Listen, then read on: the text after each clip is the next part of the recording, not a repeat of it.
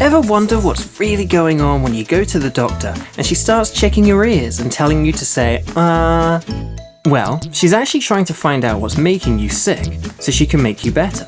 The first thing she wants to do is determine what she can actually see with her own two eyes. It's exactly like how early explorers worked to figure out where they were. They drew the first maps, shape by shape, line by line. They learned to recognize locations by associations with shapes. In their travels, they recorded what they saw image by image. They had to travel to places, look at them, and then draw pictures that showed where the mountains and lakes were. Today, we have satellites and planes that take digital images from the sky, and with those really big pictures, we work our way down to the small picture, the one that fits on your smartphone and tells you how to get to your best friend's house. Well, anyway, we agree that the human eye can only see so far. Once the doctor sees all she can see with her own two eyes, she might send you to the lab for tests. After that, she might use a microscope to look at the results, but it's likely she will need even more information. In fact, the more information she can get, the better. Wow, that's a lot of data. The next step is to have a computer read out the data from the microscope. This is the data definiens relies on. This amount of data is so huge, we have to make sense of it all.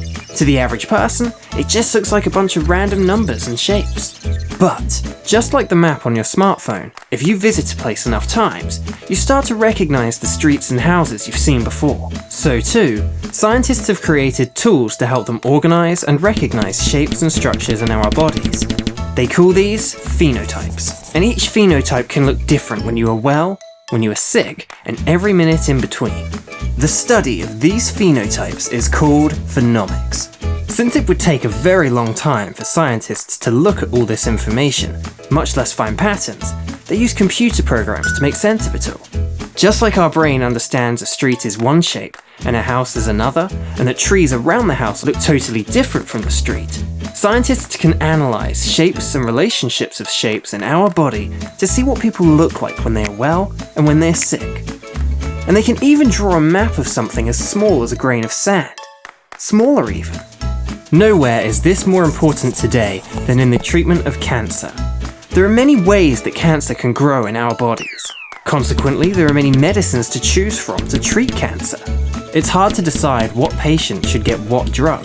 Thanks to phenomics, doctors can sort through hundreds of phenotypes and predict very quickly if a cancer patient will benefit from a particular cancer medicine.